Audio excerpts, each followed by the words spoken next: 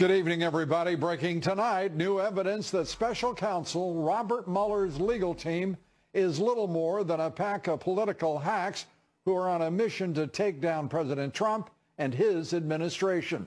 Another top investigator for the Mueller team has been exposed over her ties to the Democratic Party. She represented former Obama top aide Ben Rhodes and the Clinton Foundation. We'll have a lot more on that. The political corruption of both the special counsel and the leadership of the FBI and Department of Justice is simply now obvious. Fox News has learned that a top Justice Department official has been demoted as a result of his contacts with Fusion GPS contacts that he hid from the Justice Department. The DOJ and FBI's political corruption, the crux of a House Judiciary Committee hearing today featuring FBI Director Christopher Wray. Tonight, we'll talk with two lawmakers who are demanding answers from the FBI on that agency's ties to the anti-Trump dossier and what they did with it. Congressman Jim Jordan, Congressman Matt Gaetz among our guests. Also tonight, embattled Senator Al Franken is resigning but not apologizing, despite pictures of his egregious sexual harassment. The Minnesota Democrat says he won't step down for weeks, despite calls from his Senate colleagues to do so immediately, effectively telling the Democratic Party to go to hell. Wildfires raging through Southern California for a fourth day, no end in sight. Firefighters are battling 4 major fires that have burned more than 100,000 acres in Los Angeles and Ventura counties, and none of those fires even close to being contained. We'll have the full report for you tonight. Our top story, new evidence of political corruption surfacing today in the special counsel's office and at the Department of Justice. We've learned that one of Robert Mueller's top attorneys, Jeannie Rhee, previously represented Obama aide Ben Rhodes in the Benghazi scandal. And then there's Deputy FBI Director Andrew McCabe. Florida Congressman Ron DeSantis says he's interviewed a retired FBI supervisor who told him McCabe said not to call the Benghazi attack an act of terrorism. And finally, senior DOJ official Bruce Orr demoted after meeting last year with Glenn Simpson, the co-founder of the smear merchant Fusion GPS, who authored the infamous discredited Trump dossier. Before being disciplined, Orr worked just 4 doors down from Deputy Attorney General Rod Rosenstein, who, of course, appointed the special counsel. It could not be clearer that under leaders like Robert Mueller and James Comey, the FBI operated as an arm of the Democratic Party with almost unchecked power. But tonight, Mueller and Comey's successor, Christopher Wray, denying allegations of bias in his testimony before the House Judiciary Committee, and specifically on the Clinton email investigation, Wray said he is waiting for an internal review by the Inspector General in order to determine the next step. The Inspector General is looking at the very important question of whether or not improper political considerations factored into the decision-making. If he were to conclude that that's what happened, then I think at that point we're in a situation where we have to assess what else might need to be done to unring that bell, if you will. My first guest tonight among the members of the House Judiciary Committee who grilled the FBI director this morning, Republican Congressman Jim Jordan of Ohio. He's also on the Oversight Committee, co-founder of the Freedom Caucus. And Congressman, you gave FBI Director Wray quite a grilling today. Are you satisfied with the answers that you elicited?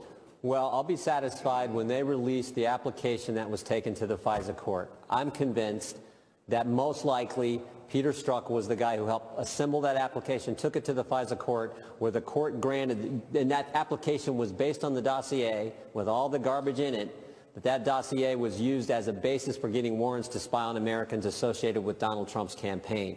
So they can prove I'm wrong by releasing the application. I hope they do that. And stunningly, we find out as a result of agents of the House Intelligence Committee's investigation, not from the FBI itself, that Bruce Orr a top member of the management team there at the FBI. He had contacts with Fusion GPS, including contacts with Christopher Steele, the former British spy who was involved in the construction of that discredited Trump dossier. Yes. Lou, there are a couple fundamental questions here. Did the FBI pay Christopher Steele? I asked that of Attorney General Sessions 2 weeks ago. He wouldn't answer the question. Did they actually vet this dossier, look at this dossier, go through this, corroborate it, correct it, look at it? Because it's been disproven. There's a bunch of lies, a bunch of, National Enquirer garbage and fake news in this thing. Did they actually check it out before they took it to the FISA court, which I'm convinced they do? Those are the sort of the fundamental questions. And all this can get cleared up if they release the application that they took to the court. And he said he couldn't do it. They're allowed to do that. They can give it to the Judiciary Committee, the committee with oversight of the Justice Department. They can do that. That clears up a lot of things. But I think they won't give it to us because they did pay Christopher Steele. I think they did use the dossier as the basis for the warrants to spy on Americans associated with President Trump's campaign. Your charges put it straightforwardly that the FBI leadership is corrupt and acted in corrupt and unlawful manner to achieve a political purpose. Well, I mean, think about Peter Strzok, the guy who was dismissed from Mueller's team that we learned this weekend. Here's the guy who had the Clinton investigation up, interviewed Abedin, interviewed Cheryl Mills, interviewed Secretary Clinton. He's the guy who took the exoneration statement, changed grossly negligent to extreme carelessness. Grossly negligent is a crime. He changed it. He interviewed Flynn. He ran the Russian investigation, and they kick him off for a few text messages because they're anti-Trump. There has to be more to this story, and I'm convinced it's the dossier is the key to this. He's the guy who took the dossier, I believe, or part of the team that took the dossier and took it to the FISA court. This dossier that was paid for by the Democrat National Committee, paid Christopher Steele, who paid Russians to put this false stuff together. He's the one, I think, who was working with others to put this together and take it to the court. That's what we need to know. And where do we go from here? What's required now is evidence of that.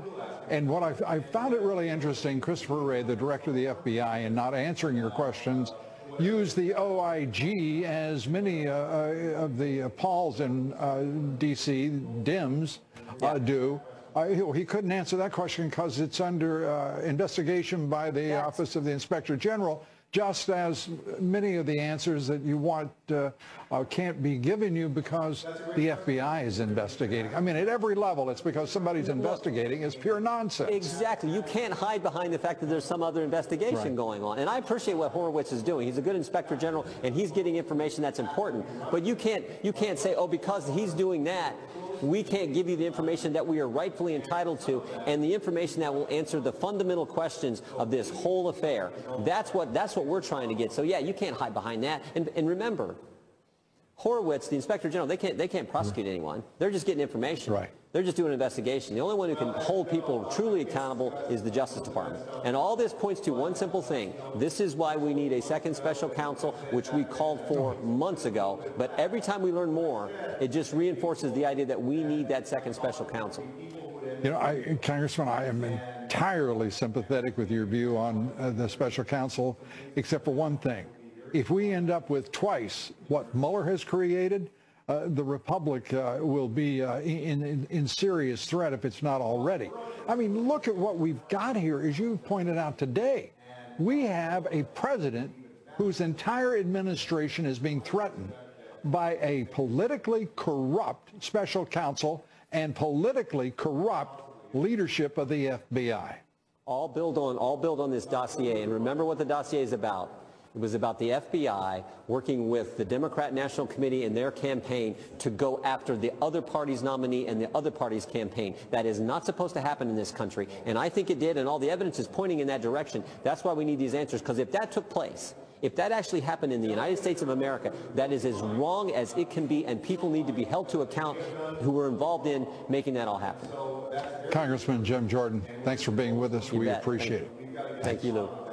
We're coming right back with much, much more on the deep state, the swamp, and, well, where are we in draining that thing? Stay with us. Democratic Senator Al Franken. He's leaving the Senate, but he's going to take his time doing so. Today I am announcing that in the coming weeks I will be resigning as a member of the United States Senate. Why would anyone drag out a moment that is such a lowlight in their career? Ed Rollins joins us here next. And wildfires raging across Southern California. Brutal Santa Ana winds strengthening with warnings that gusts could reach 80 miles an hour.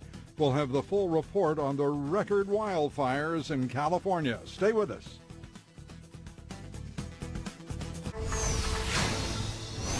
Breaking news tonight, another resignation on Capitol Hill, but this one apparently to take effect immediately. Republican Congressman Trent Franks of Arizona announcing he's resigning.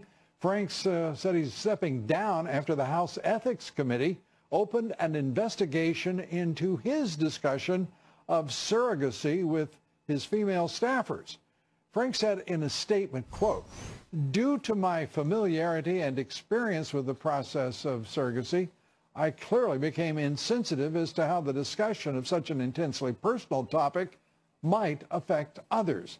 The House Ethics Committee is now investigating whether Franks engaged in conduct that constitutes sexual harassment. Al Franken today announcing that his plans to step down from the Senate, despite accusations of sexual misconduct by 8 different women and photographic evidence like the one before your very eyes and others. The Minnesota Democrats' resignation speech was devoid of remorse or apology.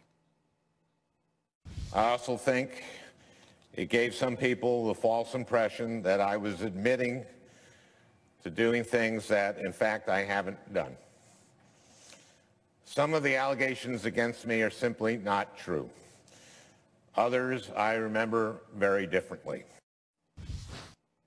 Joining us now, Ed Rollins, chairman of the Great America PAC, Fox Business contributor. Great to have you here. Thank you. Let's start first with Al Franken arguing with a picture of his conduct. Well, equally as important, if he didn't do the things that he said, why is he resigning? You know, at the end of the day, he's blown his career up. Obviously, 7, 8 women have come forth and made accusations. The original picture was the trigger, but the reality is a lot more came forth, and the women senators, in his own party especially, have basically demanded his resignation, and he's resigning. The Trent Franks thing is about the stupidest thing I've ever seen. Well, before we get to Trent Franks, let's finish with Franken here. Sure. Saying he's going to take weeks to resign. This is not like he's trying to sustain one of the highest moments. Right. It's not a highlight reel for him. No. Why would he want to stretch this out? I would assume he'd want to get out of there as quickly as possible, go home to Minnesota for Christmas. But I don't know what's going on in this guy's head. It's crazy. It's if you're gonna get out of there, get out of there. And apparently Trent Franks is doing just that. He just announced he's resigning, as we reported. Your thoughts on well, my thoughts on that, the way it's reported in Political, is that he basically asked 2 of his staffers, women staffers, would they be surrogates for his child? Now, how absurd is that for a member of Congress, and how insulting? Well, that's the allegation. That's the allegation, and reported in Political. So 2 of the women obviously have made that complaint. I don't know what goes on in the water up there with what's going on with these guys. It's crazy, and I think if this is the beginning of a process, it's going to be like a midterm election. You're going to get rid of half these guys. Well, and that's not a bad thing. You're going to be rid of quite a few of them before the election. Well, that's what I mean. It's just astonishing to me. And what we're watching on Capitol Hill is for the first time, I truly feel like the House of Representatives has found its tempo, its direction, and is doing some terrific work. Today, watching Congressman Jim Jordan and others grill Christopher Wray, the director of the FBI, it was compelling, first of all, but also it's very clear that the FBI, the Department of Justice, and Robert Mueller are all so politically corrupt and compromised that it's just breathtaking. Well, there's no reason Jeff Sessions can't, as the Attorney General, go in there and start cleaning this place out. Well, there apparently is. I mean, he hasn't done a thing. Well, then he ought to go back to Alabama and let the president put somebody in there who'll do that. The problem is you had 8 years of Obama and his attorney generals who are both terrible, and places got very political, and the absurdity of having 35,000 employees and 17,000 agents, and you pick the same agent to go do the same project who can't stand the president is just absurd. You got to be just fired just for that in itself. Yeah, and instead, they obviously people the upper echelons of the FBI and the Justice Department. What are the political? Everyone tells us that the president simply cannot fire Robert Mueller. Why can't the Speaker of the House, the Senate Majority Leader, and the President of the United States fire Robert Mueller? Well, the president has to be the one to fire it, or the attorney general can fire it. But what I'm saying yes, is they should be demanded. The bottom line is we went through a period where J. Edgar Hoover ran the FBI for way too long, created all kinds of crimes, and they decided to clean it up and make it a very professional organization. And it's not working, and we're back to that same kind of thing. It's now a partisan operation, and I think to a certain extent the American public wants a law enforcement that's above the fray and basically moves forward and finds criminals and not create crimes. Well, so what is to happen here? Everyone seems to be throwing up their hands saying, well, President Trump obviously is being attacked on partisan grounds. These are political hacks and operatives who are lying, creating apparently with the GPS, the Fusion GPS smear machine, dossiers attacking the Republican nominee last year, and using it then, that same dossier, apparently, and as Congressman Jordan points out, is a foundation to create both a special counsel and to discredit people in the Trump campaign. Which is absolutely outrageous, and I think to a certain extent we need a special prosecutor that looks at, or we need the attorney general to basically act like an attorney general and go really fully investigate this. This is his agency. It's under his jurisdiction, and at the end of the day. I know that that's your thought. But let me ask you this. What do you think of this? We've got 16 intelligence agencies. Right. Not one of them apparently knew enough or had resources sufficient to forestall the intervention of the Russians in our elections, as they are styling it now. Why wouldn't those intelligence agencies have already investigated all of this, these claims? Why would they not have said something? Why isn't there some evidence? The reality is, with 16 intelligence agencies, they've said nothing. Second, the congressional investigation has gone nowhere. The FBI investigation for a year went nowhere. And yet, we have a special counsel. It persists and produces nothing. Well, what I have found, my experience in the past, having worked in the White House and what have you, is these agencies protect their own information. They don't want to share the information. They don't want to be the ones throwing the hand grenades. And this is a crisis for this government and a crisis for this country right at this point in time, and somebody needs to step up. Who is that to be? If not the president, why wouldn't the Speaker of the House, the Majority Leader, join with this president and say, ladies and gentlemen, we've got it. And by the way, if there were any integrity at all with Pelosi and Schumer, they should be right by their sides as well. It's not, the system is not working. There's been lies before testimony and before the Congress. And at the end of the day, it's time to clean house, and we're coming to a new year, and it's time to get this thing started. All right. Ed Rollins, thank you, sir. Thank you, sir. Be sure to vote in our poll tonight. Do you believe the political corruption of the special counsel and the Department of Justice leadership is so pervasive now that Robert Mueller and top officials at the Justice Department and FBI should resign? Cast your vote on Twitter at Lou Dobbs. We'd like to hear from you. Follow me on Twitter at Lou Dobbs. Like me on Facebook. Follow me on Instagram at Lou Dobbs Tonight. On Wall Street today, stocks moved higher. The Dow up 71 points, the S&P up 8. The Nasdaq gaining 36 points, volume on the big board, 3.2 billion shares. Jobless claims fell for a third straight week. Jobless claims have held under 300,000 for nearly 3 years. That is the longest period, the longest streak since 1970.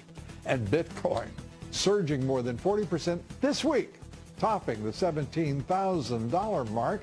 The digital currency valued at less than $1,000 at the start of this year. A reminder to listen to my reports 3 times a day, coast to coast, on the Salem Radio Network. Up next, growing problems for the Justice Department with a senior official demoted because he had connections and contacts with the firm behind the discredited Trump dossier. We'll have the full report here next. And a quick programming note, be with us tomorrow night for our special coverage of President Trump's rally in Pensacola, Florida. We're coming right back. Stay with us.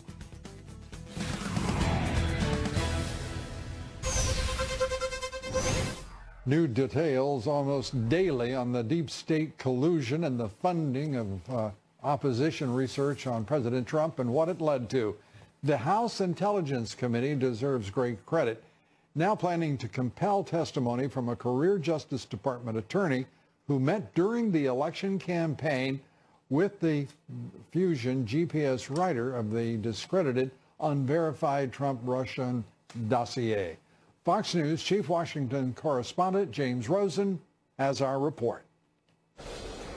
As Associate Deputy Attorney General, Bruce Ohr had an office 4 doors down from Deputy AG Rod Rosenstein until Wednesday morning, when the Justice Department stripped Ohr of his title and ousted him from his office. The move came just hours before Fox News was to report Ohr's previously undisclosed meetings last year with the 2 men responsible for the infamous anti-Trump dossier. Its author, Christopher Steele, a former British spy who consulted Russian sources for the incendiary document, and Glenn Simpson, founder of Fusion GPS, the opposition research firm paid by the Hillary Clinton campaign and the Democratic National Committee to compile the dossier. We've asked since March to have this information. House Intelligence Committee Chairman Devin Nunes, whose investigators uncovered Ohr's contacts with Fusion, fired off a second subpoena to DOJ Thursday afternoon, demanding access to Ohr's documents and Ohr himself, who retains his second job as director of DOJ's Organized Crime Drug Enforcement Task Force. I've got a real problem with Strzok being on the case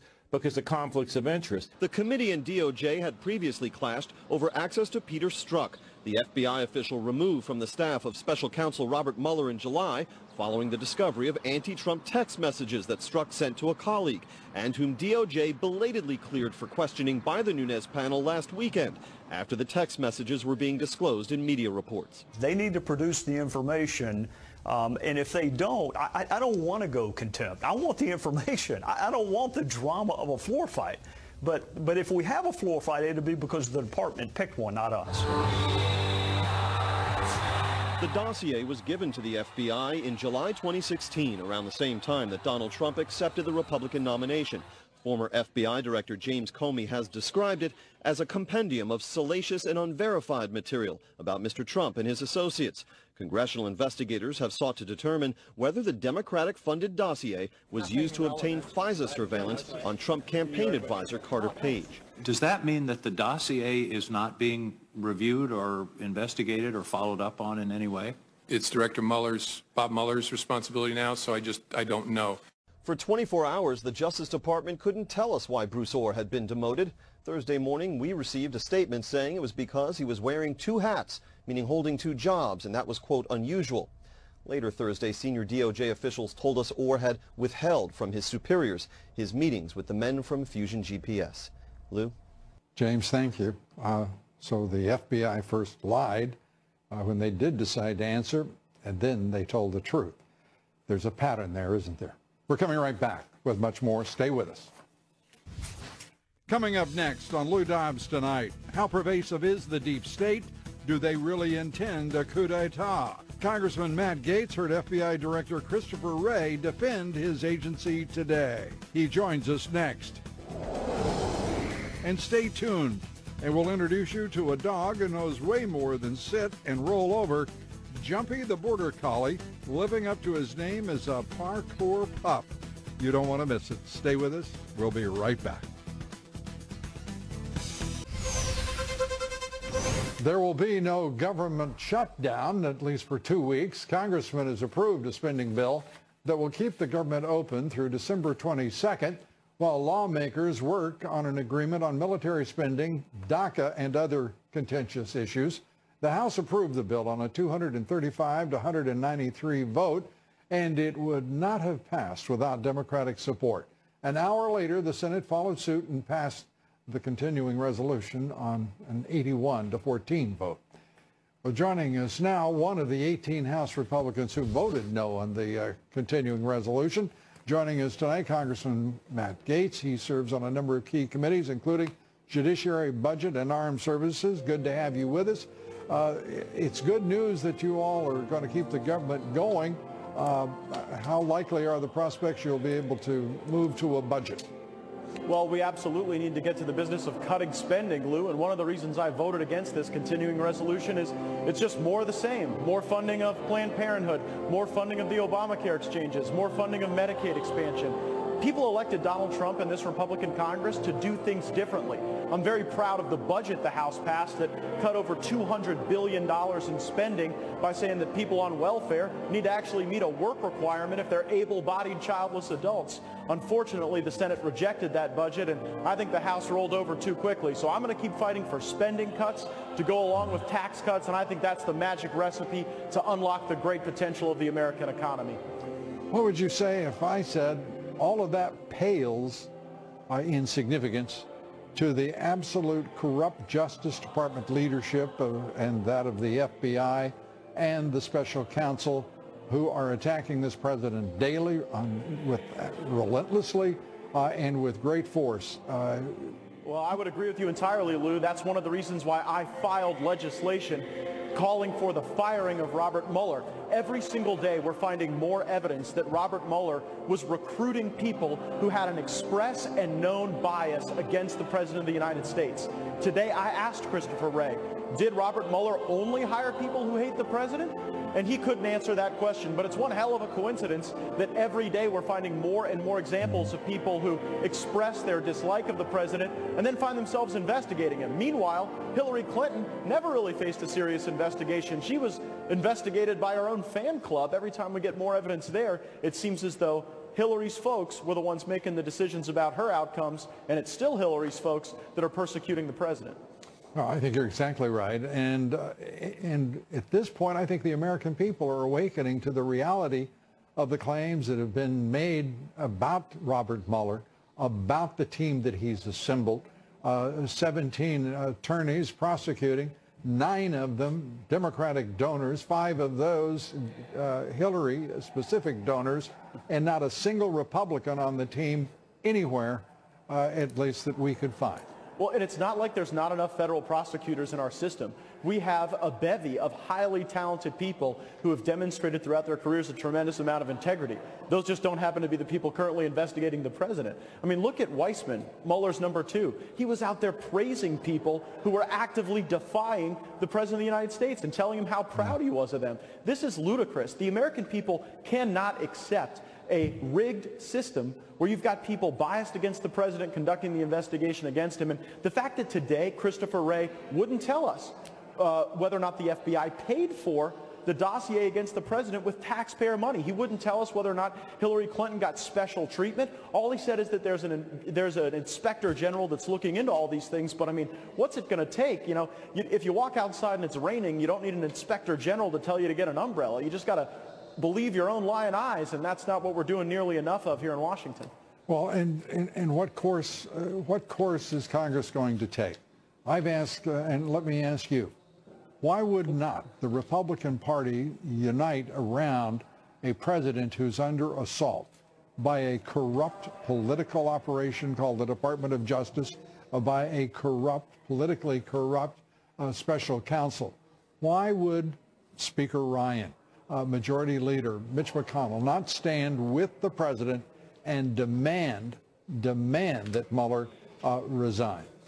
Well, I have. That's why I filed legislation. And frankly, Lou, I call on all of my Republican colleagues to co-sponsor that legislation because we need to have our president's back. He is the duly elected president of the United States, and a bunch of people here in Washington who want to keep things the same want to get rid of him, and they're not playing fair. And so we're the members of his team. We need to step up, defend the president, and we've got plenty of evidence to do so. Every day, more and more evidence of a different person associated with Robert Mueller, associated with the FBI, who's out to get the president, clearly demonstrating bias. And it's one heck of a double standard when Hillary Clinton never faced this. It's one of the reasons why over 2/3 of the American people support a second special counsel so that we can do a real thorough investigation of Hillary Clinton.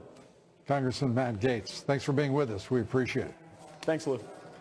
Be sure to vote in our poll tonight. Do you believe the political corruption of the special counsel and the Department of Justice leadership is so pervasive that Robert Mueller and top officials at the Justice Department should resign? Cast your vote on Twitter at Lou Dobbs. We'd like to hear from you. And please roll the video and meet Jumpy. Now that is pretty cool. That is one clever dog. It's a Border Collie mix who proves there's nothing a dog can't do as long as he's named Jumpy. And that includes parkour. Look at this. I have never seen any dog do that, period. And I've been to a few circuses. Watches Jumpy rides his skateboard. He leaps from the top of those fence posts, performs handstands, backflips along a professional parkour athlete. Now that's quite a dog, I have to say. Up next, 4 massive wildfires threatening lives and property across Southern California. 200,000 people told to evacuate their homes. Firefighters are battling the blazes, but containment all but unthinkable because of the fierce Santa Ana winds, gusts running to 80 miles an hour today. We'll have a full report for you on those fires and what's being done here next. Stay with us. We'll be right back.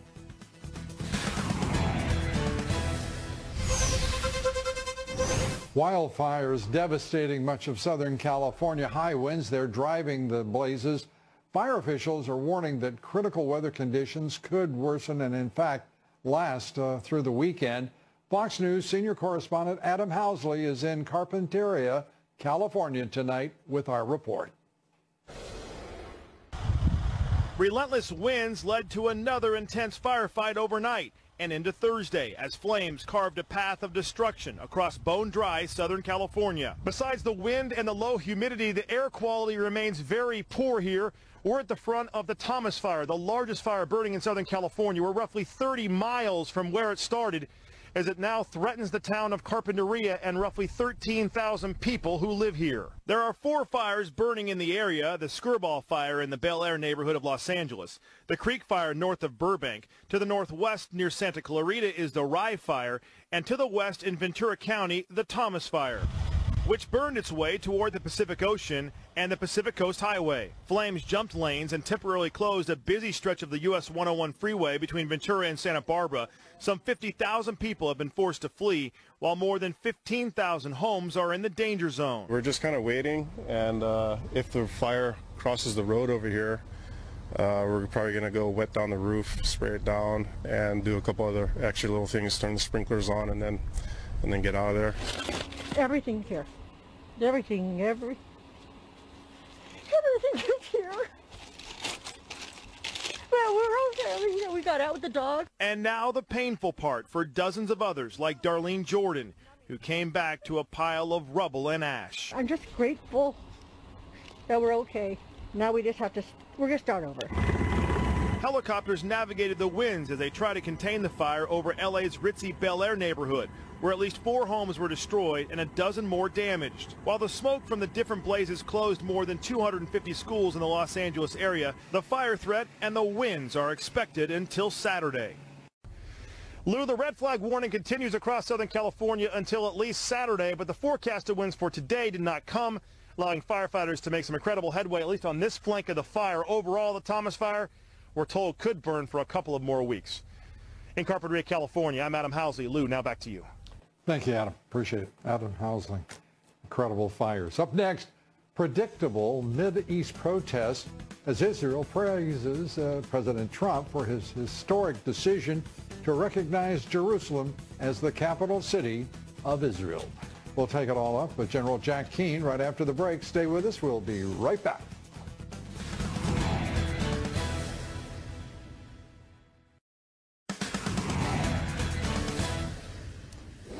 In our online poll, we ask you, do you believe President Trump's historic decision to move the U.S. Embassy to Jerusalem is a display of American strength and resolve that could lead to real change in the Middle East? 85% of you say yes.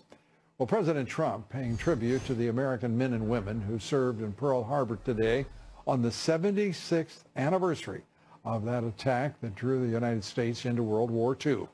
As survivors of the battle looked on, President Trump signed a proclamation declaring December 7th National Pearl Harbor Remembrance Day. One of the vets then honored the commander-in-chief with a song. Remember Pearl Harbor. Have you heard that before a couple of times? Remember Pearl Harbor. Remember Pearl Harbor as we go to meet a foe. Just remember Pearl Harbor as we did the Alamo. We shall always remember how they died for liberty. Just remember Pearl Harbor and go on to victory. Yeah. Joining us now, retired four-star general, Fox News military analyst Jack Keane. Pretty good singer. Yeah, that's quite a moment. That's wonderful. And let's turn to what we're facing here. Pearl Harbor, we're sitting here on Remembrance Day, and so little discussion of it. As time sort of makes these events fade a bit in the minds of particularly the young. What are your thoughts on these days in which we remember extraordinary moments in this country's history, like Pearl Harbor Day? Well, I think the most significant event in the history of mankind was World War II. Right. You know, there's, when you consider the war in the Atlantic and the war in the Pacific, there's close to 100 million people killed. It's an unbelievable, catastrophic event. All of those are civilians. And wars started by brutal dictators. And the United States was the key indispensable nation in the Atlantic and the Pacific to turn all of that around. And it's the generosity of the American people and our values that did all of that. It's a remarkable story. It is indeed, and a remarkable history for a remarkable country, if I may say. Let's turn to the period in which we're living under considerable threat, whether it be from Iran, or whether it be from people don't like to recognize it that way, but it is certainly that, with Russia, with China, and North Korea. Rex Tillerson today saying that with Russia improving relations, we can get over just about everything, accommodate about everything, but not Ukraine. I was sort of surprised to hear him say that. Your thoughts? Well, first of all, he's right about the seriousness of the Ukraine situation, because it is a bona fide invasion. And they're trampling over the rights of the Ukrainian people, to be sure. And to date, Obama did nothing to assist them, did nothing to really push back on it. So I'm hoping this administration puts their shoulder into this and does something about it. However, the situation in Syria is a human catastrophe of great proportions, the greatest one, by the way, since World War II, being we're talking about it today. And Obama did nothing to deal with that.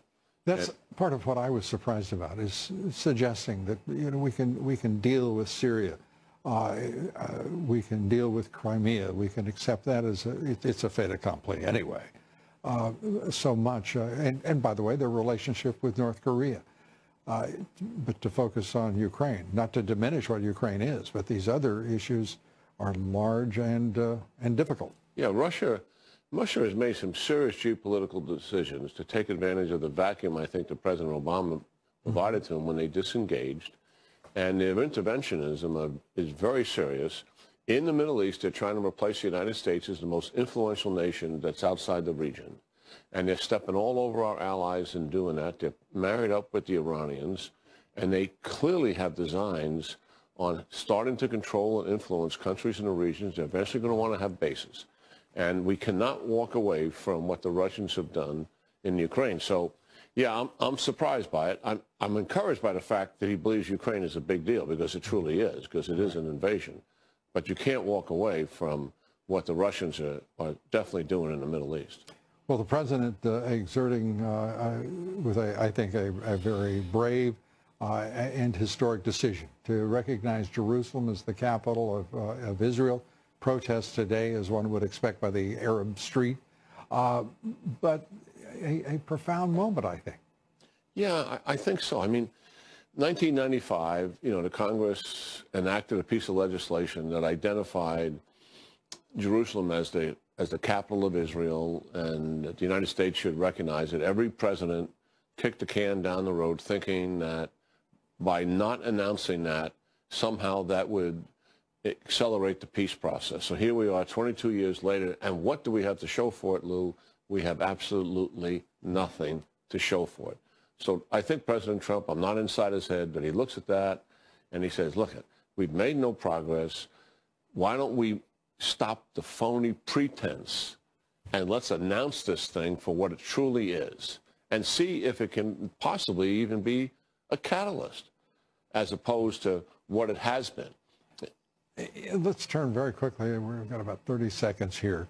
The Europeans, there was a lot of criticism of the president for doing that. The United Nations having a little bit of a fit. It really tells us something about the nations, the international community on the issue of Israel.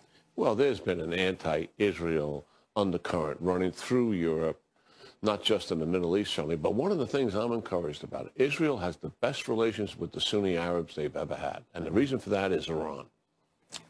General Jack Keane, we'll conclude with that optimistic outlook, which I share. That's it for us tonight. We thank you for being with us. Be with us tomorrow. Special coverage of the President's rally in Pensacola. Good night.